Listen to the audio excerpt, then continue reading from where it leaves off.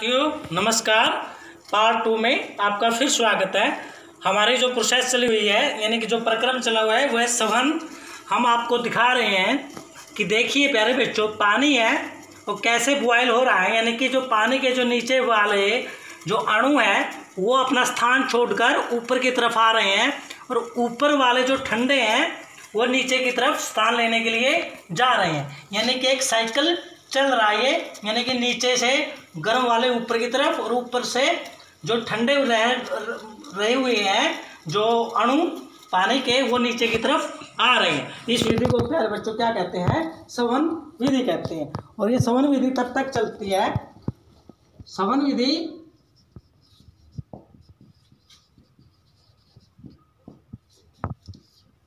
जब तक चलती है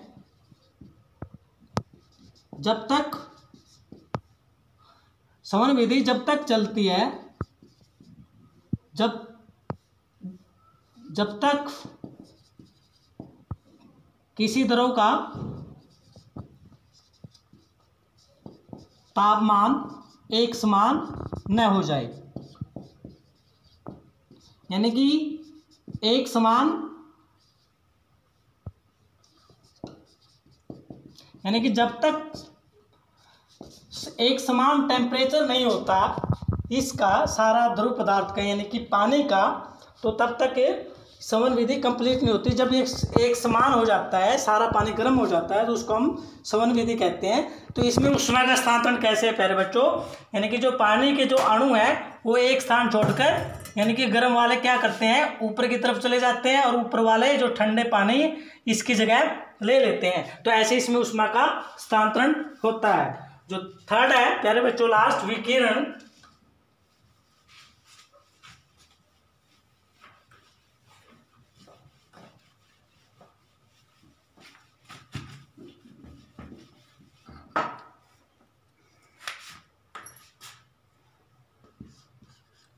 विकिरण यानी कि रेडिएशन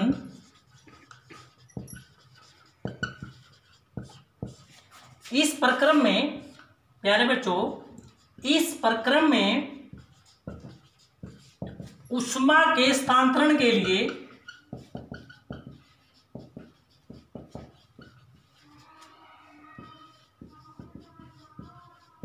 किसी माध्यम की आवश्यकता नहीं होती। किसी माध्यम की आवश्यकता नहीं होती।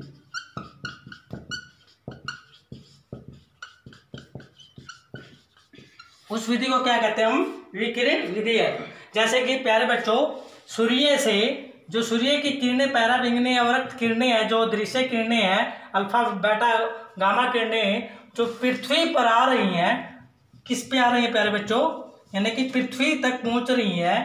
वो किसके द्वारा पहुंच रही है? क्योंकि वहां पर इस एरिया में तो कोई भी माध्यम नहीं है, यानी कि कोई हवा नहीं है, कोई पानी नहीं है, कोई गैस नहीं है, बिल्कुल एक खाली क्षेत्र है। यहाँ पर कुछ भी नहीं है, निर्वात कहते हैं जिसको, जहाँ पर ना हवा हो ना पानी हो ना गैस, उस क्षेत्र को क्या कहते हैं? निर्वात। लेकिन तब फिर भी सूर्य की जो किरणें हैं, सूर्य की जो ऊष्मा है वो पृथ्वी तक पहुंच रही है। जो ये किरणें हैं इनको हम क्या कहते हैं? विकिरण।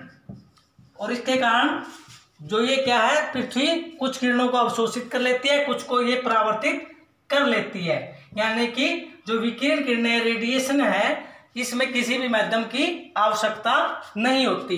तो प्यारे बच्चों, आपको चालन के बारे में बताया, सवन के बारे में बताया और विकिरण के बारे में बताया। तो अब प्यारे बच्चों एक पॉइंट और बता देता हूं मैं इसी से रिलेटेड कि समुद्र समीर और थल समीर क्या होते हैं। प्यारे बच्चों,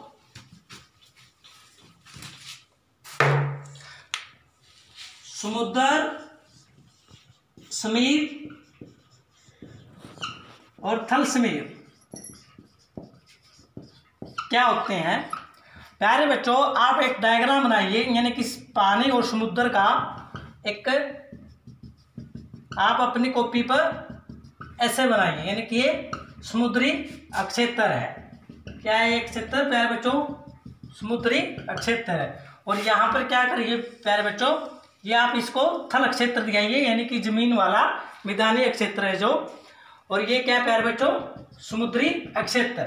तो प्यारे बच्चों यानी कि दिन के समय में जो तटीय क्षेत्र है, दिन के समय क्या होता है, यहाँ पर जो कई बार क्वेश्चन आता है कि जो तटीय क्षेत्र है वहाँ पर जो लोग रहते हैं वो अपने मकान में जो खिड़की है वो समुद्र की तरफ क्यों करते हैं। तो प्यारे बच्चों जो खिड़की है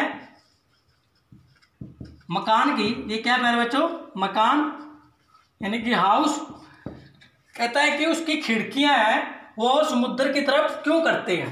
क्योंकि दिन के समय क्या होता है प्यारे बच्चों, क्योंकि दिन के समय जो थल क्षेत्र है ये बहुत गर्म होता है, यानी कि यहाँ की जो थल क्षेत्र की जो ऊष्मा है, यानी कि गर्म ऊष्मा,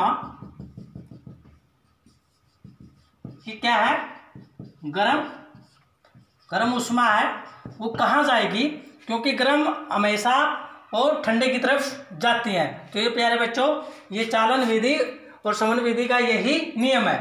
तो प्यारे बच्चों ये कहाँ गई, समुद्र की तरफ, और समुद्र से यानी कि गर्म जगह का स्थान लेने के लिए, यानी कि जो शमन विधि में हुआ है वो जो यहाँ की जो ठंडी हवा है समुद्री क्षेत्र की, यानी कि समुद्री पानी की जो ठंडी हवा है वो इसका स्थान लेने के लिए, यानी कि एक ये साइकिल है, इसका स्थान लेने के लिए तो कहाँ आएगी, थल पर, यानी कि जमीन के ऊपर।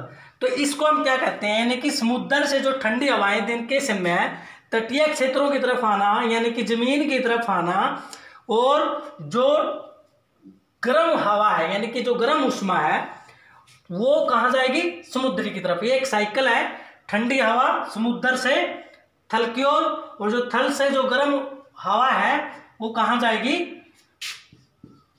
आप इसको ऊष्मा भी लिख सकते हो, हवा भी लिख सकते हो, यानी कि जो गर्म हवा है वो कहाँ जाएगी प्यारे बच्चों, समुद्र की तरफ। उसका स्थान लेने की ठंडी हवा कहाँ आएगी, थल पर, यानी कि जमीन पर, उसको हम क्या कहते हैं, समुद्र समीर। ये कब होता है, दिन के समय। अब रात के समय क्या होता है प्यारे बच्चों, रात के समय बिल्कुल इसके विपरीत हो जाता है, क्योंकि रात को जो मैदानी क्षेत्र है, यानी कि जो तटीय क्षेत्र है या मैदानी क्षेत्र है,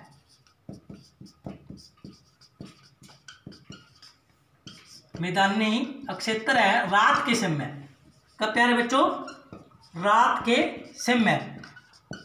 के समय जो जमीन वाला क्षेत्र है वो क्या है, ठंडा हो जाता है, और समुद्री जो पानी है वो, क्योंकि वो सारा दिन में गर्म हवाएं लेता है, गर्म तापमान आता है, उसमें ऊष्मा गर्म आती है तो गर्म हो जाता है, लेकिन उसको ठंडा होने में यानी कि टाइम लगता है। तो प्यारे बच्चों रात के समय क्या होता है, जो यहाँ की मैदानी क्षेत्र की जो ठंडी हवाएं हैं, क्या प्यारे बच्चों, क्योंकि मैदानी क्षेत्र समुद्री पानी की तुलना में रात को ठंडा होता है, क्या होता है, ठंडा, यानी कि जो ठंडी हवा है कब, रात को